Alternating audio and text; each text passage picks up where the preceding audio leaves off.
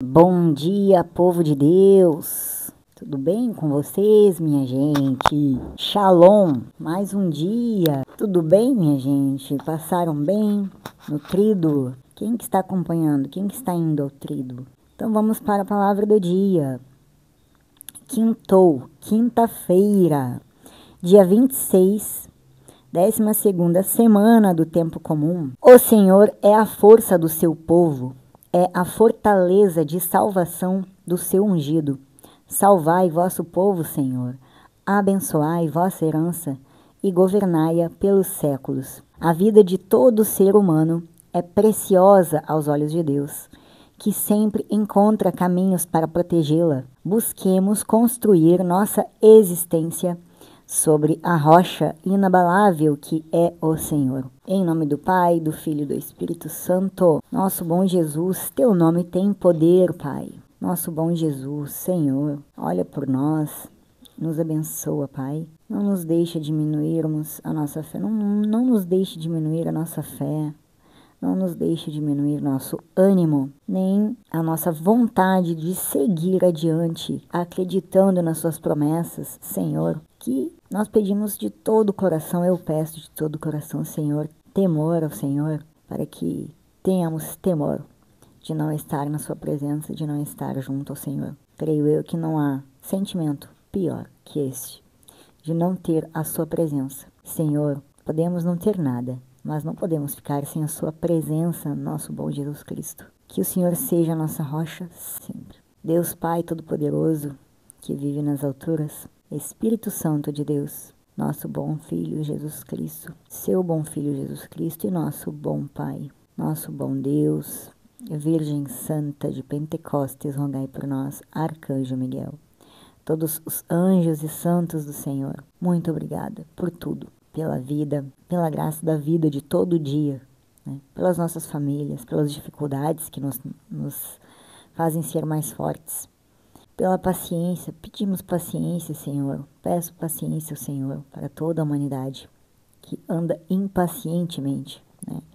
Em busca de tudo, que nós possamos amá-lo cada dia mais e mais e mais e mais, e que o nosso amor seja firme e sólido como uma rocha, Senhor. Que nós possamos entender todo o seu sacrifício e que possamos ser melhores, Senhor, em todos os aspectos, principalmente no amor ao Senhor. Amém? Em nome do Pai, do Filho e do Espírito Santo. Minha gente, vamos para a leitura da palavra de hoje. Você vai pegar a sua Bíblia lá em Gênesis, tá? Capítulo 16, tá? 15 segundinhos para você pegar a sua Bíblia, para podermos acompanhar, tá? Sempre lembrando que dividido em 3 partes o nosso estudo. Primeira parte, leitura do Evangelho. Segunda parte, explicação na Bíblia. E terceira parte, para você gravar na sua mente, tá? Então, você vai gravar assim na sua mente, meu irmão e minha irmã. Leitura do livro do Gênesis. Sarai, a mulher de Abrão, não lhe dera filhos, mas, tendo uma escrava egípcia chamada Agar, Sarai disse a Abrão: eis que o Senhor me fez estéril. Une-te, pois, a minha escrava, para ver se por ela posso ter filhos.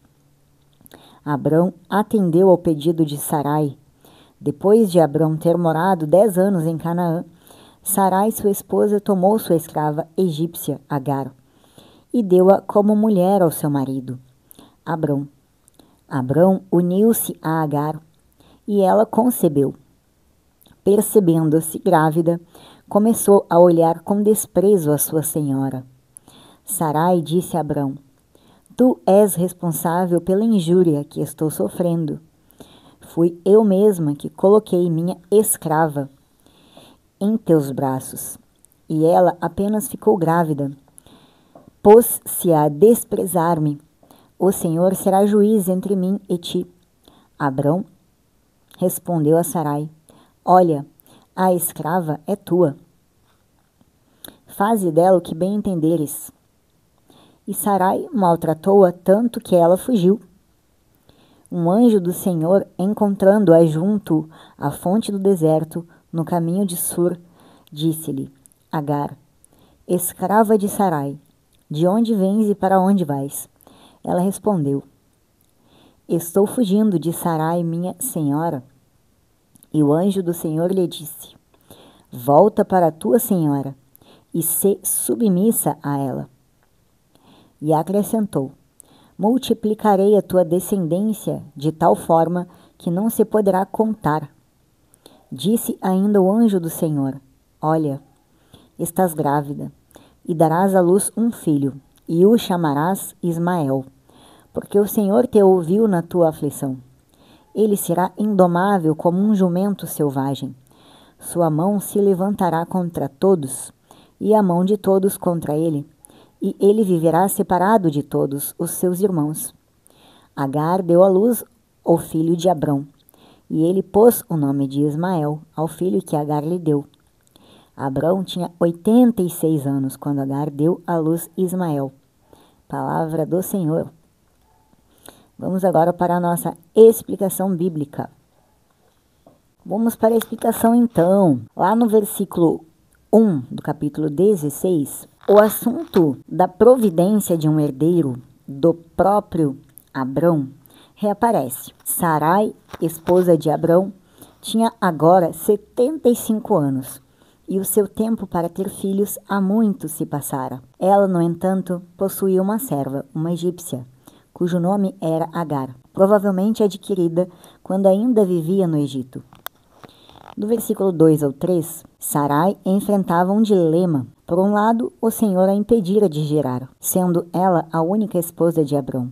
Por outro, o Senhor prometera que seu marido se tornaria pai. Para resolver o problema, Sarai pediu que seu marido possuísse a sua serva, muito provavelmente uma adolescente, e tentasse obter filhos por meio de Agar. Abrão, agora com 85 anos, ouviu a voz de Sarai. Provavelmente planejou usar sua serva como mãe substituta para, em seguida, adotar a criança para si mesma. Ao oferecer alguma coisa tentadora, mas não apropriada para seu marido, Sarai estava imitando as ações trágicas de Eva no jardim do Éden. Versículo 4. A jovem serva se viu levando em seu ventre o filho do homem mais importante no clã, algo que Sarai nunca havia feito.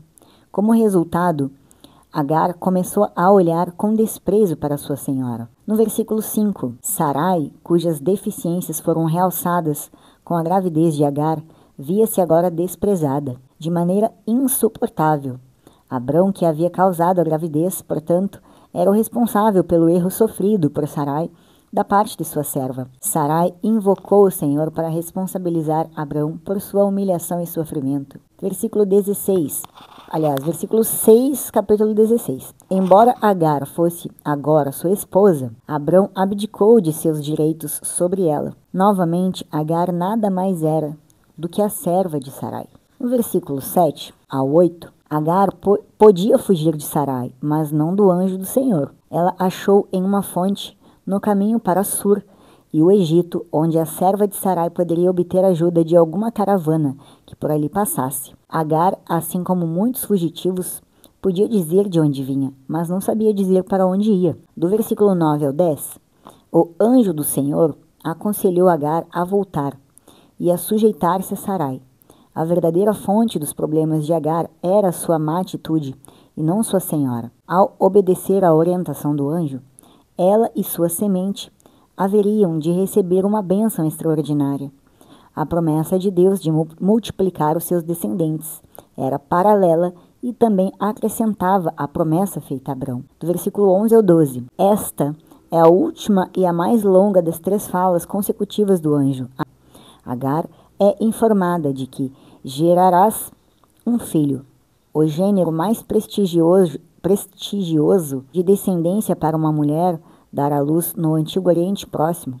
Em seguida, é instruída a lhe dar o nome de Ismael. Deus ouve, em reconhecimento ao fato de que o Senhor ouviu a sua aflição. No final e culminante, caráter e destino são apresentados. O menino viverá à parte da sociedade civilizada como homem selvagem. Habitará na presença de todos os seus irmãos. Então, vamos falar o 13 e o 14, depois vamos para o 15, tá? E 16.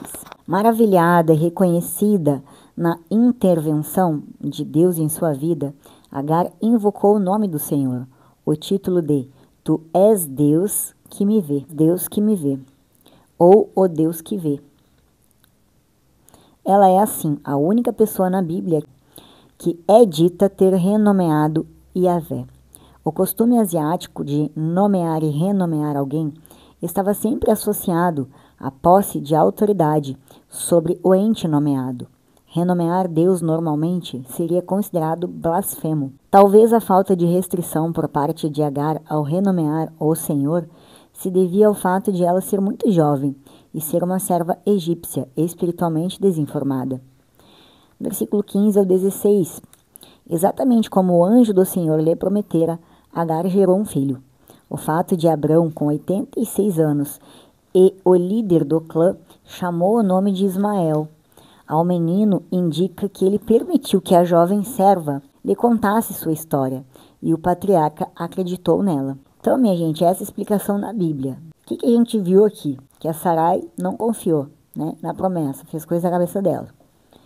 Né? Adiantou ali os trem tudo, mas Deus, igual, ele vai cumprir a promessa, porque ele fez, ele vai cumprir, né? É o que já vimos. Então, vamos lá. O que a gente vai gravar agora na nossa mente aqui, tá? Principalmente neste capítulo todo de Gênesis, tá? A história de Agar e Ismael revela a fidelidade de Deus em cumprir suas promessas, mesmo diante da impaciência e erros humanos. Somos ou não somos, né, impacientes e queremos fazer as coisas do nosso jeito, né? Sem esperar que Deus faça a parte dele, né? Deus sempre tem o melhor plano para você, nunca esqueça disso. Mesmo diante da impaciência e erros humanos, Sarai, estéril e frustrada, oferece sua serva Agar a Abrão para gerar um herdeiro. Agar engravida e, por sua vez, menospreza Sarai, como vimos, né? Que a maltrata. Deus, porém, aparece a Agar no deserto. Promete multiplicar sua descendência, o anjo, né, minha gente? O anjo aparece, anjo de Deus. E promete multiplicar a sua descendência e a orienta a retornar a Sarai, submetendo-se a ela, apesar da situação difícil. A passagem demonstra a graça de Deus para com aqueles que são marginalizados e a importância de confiar em suas promessas, mesmo quando a espera parece longa e as circunstâncias são desfavoráveis. Que isso fique bem para nós, né, minha gente? Porque às vezes realmente parece que tudo dá errado, parece que tudo tá para dar errado. Já falamos aqui que sempre parece que sempre tem 10, né, pessoas daquele jeito, né? Trazidas do próprio inferno, né, para sua vida, né, para atrapalhar a sua vida no seu dia, né, seu problema com carro, com trânsito, com pessoas, com tudo, né, minha gente. Mas não podemos esquecer que nós temos um Deus que nos promete e cumpre suas promessas. Nunca podemos esquecer disso, né. Então, você não pense que porque você fez algo, né, que você fez para Deus, mas é aquilo, você nunca faça promessas no nome de Deus. Já lemos também sobre este tema aqui na Bíblia. Não podemos fazer nada com o nome de Deus. Nada, porque nós não temos capacidade de cumprir, né? Sarai aqui, ela não teve paciência para esperar o tempo de Deus, não teve fé. E isso daqui, mesmo assim, Deus não deixou de cumprir a sua promessa a Abrão, de dar filhos, né? Porém, não da forma que Deus queria. Porém, Deus teve que fazer o seu encaixe ali, né? Continuemos. Principalmente a promessa e a impaciência. Deus havia prometido a Abraão que ele teria uma descendência numerosa e que através dela abençoaria todas as nações. No entanto, o tempo passou e o casal, já idoso, não tinha filhos. A impaciência de Sarai a leva a tomar uma iniciativa humana para acelerar o cumprimento da promessa. Oferecendo o quê, minha gente? A escrava vai dizer que não? Claro que não, a escrava tem que cumprir, né? A ação humana e suas consequências. A decisão de Sarai, embora motivada pela esperança de cumprir a promessa divina, foi uma ação humana que ignorou a maneira como Deus pretendia realizar o seu plano. A atitude de Agar, por sua vez, também reflete a tendência humana de buscar satisfação imediata e de desprezar o próximo em situações de poder. que mais vemos é isso, né? Basta dar um cargo, ganhar mais, que a pessoa já começa, né? Depende da pessoa também, que não dá para generalizar. Mas aqui uma coisa que ficou muito clara aqui, ó, que diz aqui, serve também, principalmente para a gente aprender, né? A decisão de Sarai, embora motivada pela esperança de cumprir a promessa divina, foi uma ação humana que ignorou a maneira como Deus pretendia realizar o seu plano. Isso daqui, principalmente, para você gravar aí na sua mente, tá? Nós temos o livre-arbítrio. Nós temos o livre-arbítrio. Deus nos deu. Então você pare de fazer escolhas pensando que é de Deus, né? Primeiro você pergunte a Deus se é de Deus, né?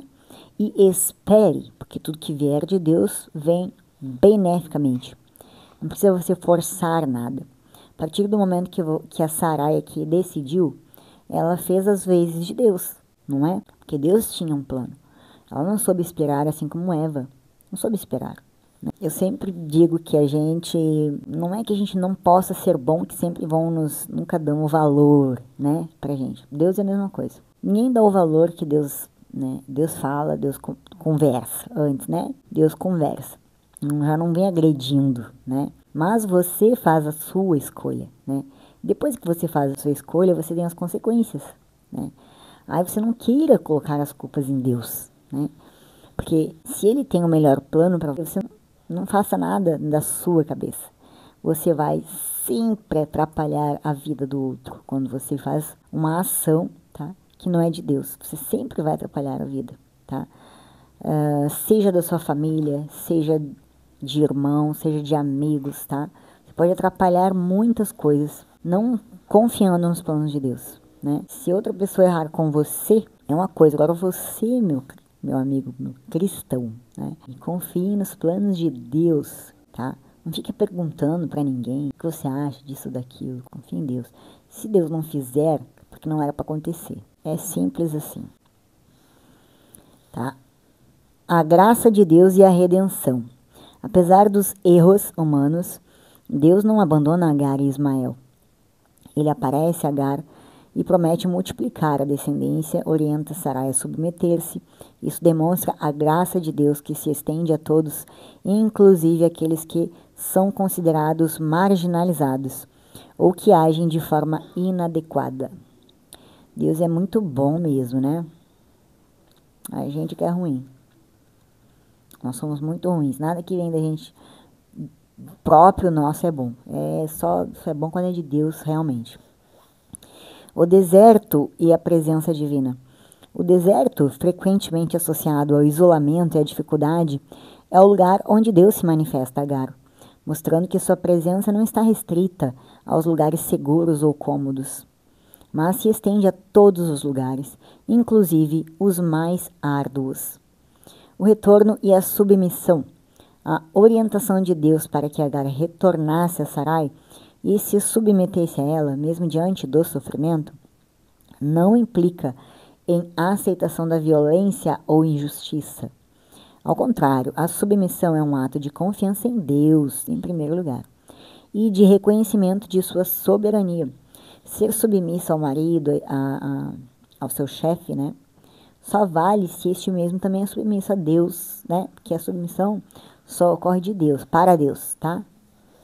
Não para pessoas. Em resumo, a passagem de Gênesis demonstra a fidelidade de Deus em cumprir suas promessas, mesmo diante da impaciência humana.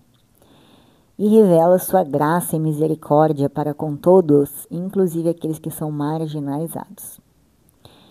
Vamos para o Evangelho do dia. Ficou bem clara essa parte, né, minha gente? Impaciência. Paciência estraga tudo, atrapalha tudo. E mesmo que você passe por sofrimentos ou pessoas que não eram para acontecer nada com elas, Deus vai dar um jeito de organizar tudo de novo, se você tiver fé nele, né? Vamos para o Evangelho do dia. Quem me ama realmente guardará minha palavra, e meu Pai o amará, e a ele nós viremos. Proclamação do Evangelho de Jesus Cristo segundo Mateus. Vai pegar a sua Bíblia lá em Mateus capítulo 7, do versículo 21 ao 29. Vou só marcar aqui onde a gente já leu. Enquanto isso, você vai pegando a sua Bíblia. Por que que eu marco, minha gente? Porque depois eu quero saber onde é que eu andei, né? Se eu já li, se eu não li.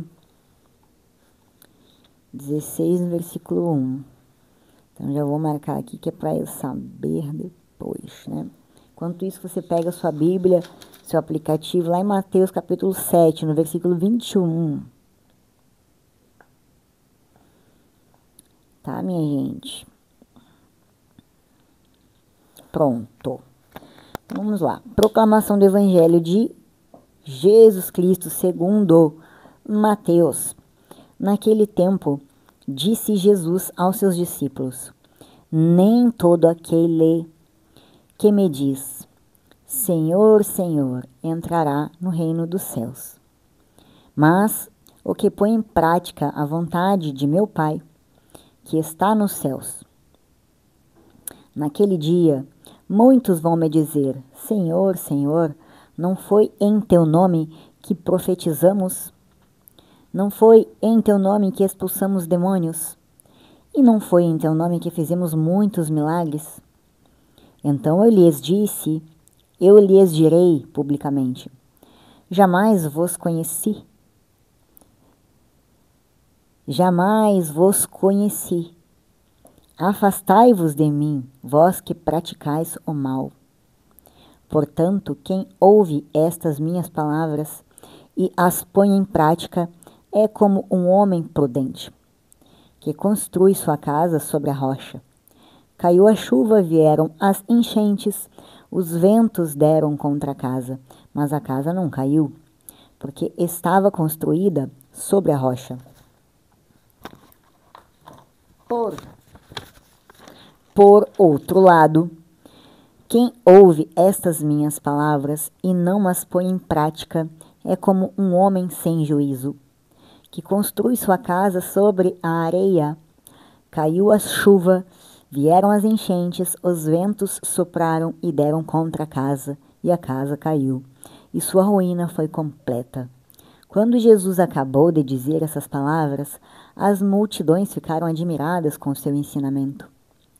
De fato, ele as ensinava como que tem autoridade, e não como os mestres da lei. Palavra da salvação.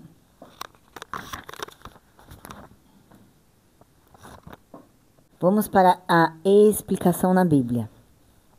Lá no versículo 21 do capítulo 7, ao se referir a si mesmo como Senhor e descrever-se como o juiz supremo da humanidade, Jesus sugeriu sua divindade. Os verdadeiros discípulos afirmam o senhorio de Jesus, submetem-se à sua vontade e obedecem às suas ordens. Jesus insistiu em que a confirmação de alguém como discípulo verdadeiro não é por profecia, exorcismo ou operação de milagres, mas por uma vida transformada, a qual é possibilitada por Deus. Os desobedientes estilos de vida dos trabalhadores da iniquidade são inconsistentes com o discipulado genuíno. As palavras de Jesus, nunca vos conheci, mostram que eles nunca foram discípulos verdadeiros. Do versículo 24 ao 27, os adjetivos sábio e insensato descrevem o estado espiritual e moral de uma pessoa, e não o seu intelecto. O que determina se uma pessoa é considerada prudente ou insensata é a sua resposta ao ensino de Jesus. Uma vez que escritores do Antigo Testamento descreveram a ira de Deus usando a imagem de uma grande tempestade, a tempestade que destrói a casa sobre a areia é uma ilustração do julgamento divino. Consequentemente, a pessoa que escuta e pratica os ensinos de Jesus está preparada para o julgamento. Aquela que escuta, mas não pratica as palavras de Jesus, será destruída na tempestade do julgamento. No versículo do 28 ao 29, Jesus maravilhou as multidões com uma autoridade que excedia a dos outros mestres. No primeiro século, os mestres judeus apelavam para a autoridade de seus predecessores rabínicos. Jesus, no entanto, introduziu seus ensinos com o contraste. Ouvistes o que foi dito, porém eu vos digo. Ao fazer assim, Jesus deixou claro que ele tinha autoridade para interpretar a lei, independentemente da, e mesmo em oposição à tradição oral judaica e dos rabinos mais estimados. As palavras concluindo Jesus são importantes para a compreensão da estrutura do Evangelho de Mateus. Depois, capítulo 8, aí paramos por aqui. Vamos agora para gravar na mente, tá? Então, o que a gente entendeu, né? No trecho de Mateus, capítulo 7, conhecido como Sermão da Montanha, fala sobre a importância de praticar a vontade de Deus, não apenas professá-la. Jesus adverte que nem todos os que chamam de Senhor entrarão no reino dos céus, mas apenas aqueles que obedecem ao Pai. Ele compara a pessoa que ouve e pratica sua palavra a um construtor sábio que edifica sua casa sobre a rocha, e a pessoa que ouve, mas não pratica, a um construtor insensato que a edifica na areia. A mensagem central é que a verdadeira fé se manifesta através de ações e não apenas de palavras. Com certeza, né, minha gente? Com certeza que Deus espera, que Jesus espera, né? Que nós nos esforcemos, né? E oremos pedindo, né? Porque essa transformação, ela não vem de nós, porque de nós não vem nada de bom. Então, se você pede essa transformação, ela vai vir, né? Você vai se esforçar, você vai buscar, você vai orar, você vai levar uma vida buscando a nosso Senhor Jesus Cristo, né? Se blindando das coisas do mundo. Para quê? Para que você ganhe a sua salvação. Aqui já diz que aquele que segue as leis do Senhor estará preparado para este julgamento, né? Mas no fundo da nossa consciência, né, quem ama nosso Senhor sabe. Qualquer coisa, né, você tendo o conhecimento da palavra, qualquer coisa que você não fizer, você vai passar pelo julgamento, né? Você tem o conhecimento e você não cumpre as leis do Senhor, você irá passar sim pelo julgamento. Então, mesmo até os santos, todos os santos, né, nenhum se autoproclamou santo, se sentiu, né, como um santo ou merecedor. Sempre eles pensaram que não eram merecedores de nada, né? Então, quem somos nós na fila do pão, minha gente, né? Então, o chamado à ação, Jesus deixa claro que a fé verdadeira não se resume a palavras ou declarações, mas exige a prática da vontade de Deus. É onde você vai achar a vontade de Deus? Na palavra de Deus, né? Na Bíblia, na tradição, né, dos apóstolos. A diferença entre palavra e ação. A parábola da casa na rocha e na areia ilustra essa diferença. Aqueles que ouvem e praticam os ensinos de Jesus são comparados a um construtor prudente que edifica sua casa em terreno firme, resistindo às tempestades. Aqueles que ouvem, mas não praticam, são como um construtor insensato que constrói em terreno instável e sua casa desmorona com as dificuldades. Porque a primeira dificuldade, a tendência é desmoronar, literalmente, né, minha gente? Se você tiver fé em Nosso Senhor Deus, sua casa não vai desmoronar, porque você vai crer que as coisas vão mudar. E mudam, né? Quem tem fé sabe. A autoridade de Jesus.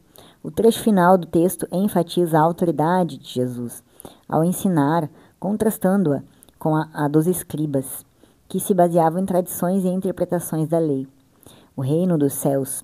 O trecho também aborda o tema do reino dos céus, deixando claro que a entrada nele não é garantia, também não é garantida apenas pela profissão de fé, né? Mesmo que você diga, creio em Deus Pai Todo-Poderoso, se você não pratica, né, as coisas, as leis do nosso Senhor, você não vai encontrar, né? Você não vai achar o reino dos céus nunca, né, minha gente? O perigo da hipocrisia. Jesus adverte contra a hipocrisia, ou seja, a discrepância entre o que se diz e o que se faz. Aqueles que se dizem seguidores de Jesus Cristo, mas praticam a iniquidade, serão rejeitados por ele. Gente, vocês não pensem que passa batido. Tudo Jesus Cristo sabe, né? Pensou, ele já sabe. Não tem como escapar. Se ele é o nosso Criador, minha gente, né? Assim como você conhece um filho seu, você conhece, ainda mais Jesus, Deus que sabe todas as coisas, né? A importância da prática. A mensagem central, tá? É que a fé precisa ser colocada em prática, traduzida em ações concretas que demonstrem um amor a Deus e ao próximo. Não basta você só ir na igreja domingo, não basta só você professar a sua fé. Deus quer mais de você, Deus espera mais de você, né? Deus é a rocha, Deus é o amor e aquele que se ajusta à sua vontade.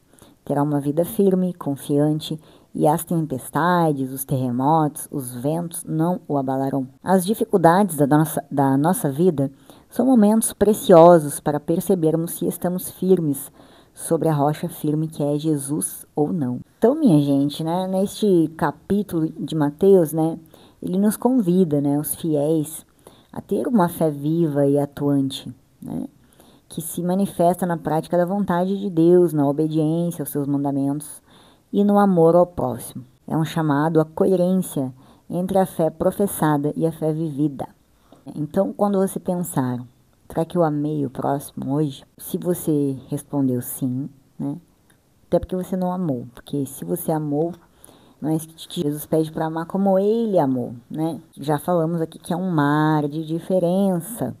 É um oceano de diferença entre você amar, né, e Jesus amar. Então, pistas para reflexão e finalizando, né, já o nosso tema. Amanhã é o dia do Sagrado Coração de Jesus, minha gente. Que dia feliz, né? Amanhã, sexta-feira. Deus projeta a realização do ser humano, embora este, com frequência, recorra a expedientes contrários ao desafio contido na promessa divina. Quem constrói a vida confiando em Deus, sem viver de aparências, edifica sobre a rocha inabalável. Viver de aparências faz a vida cristã ruir. O ato de fé, para ser eficaz, necessita de ação. Minha gente, sempre é bom estar na companhia de vocês. Desejo um excelente dia de quinta-feira. Graça de Deus, sexta-feira estarei de volta falando do tema do dia e da explicação bíblica. É a palavra purinha, minha gente, tá bom? Espero que seja de bom grado, de boa valia, que tenha servido, né, para a sua vida, para a sua reflexão, né? Como você tem amado, como você tem confiado em nosso bom Deus, né, e como você tem vivido a sua vida, né? Se você tem feito essa pergunta, hoje fiz tudo que Jesus quis, né, ou não? Será que hoje ele diria para mim, né, que ele não é o meu Senhor, ou será que ele diria que ele é? Amém, meus irmãos? Shalom, até amanhã, com a graça de Deus.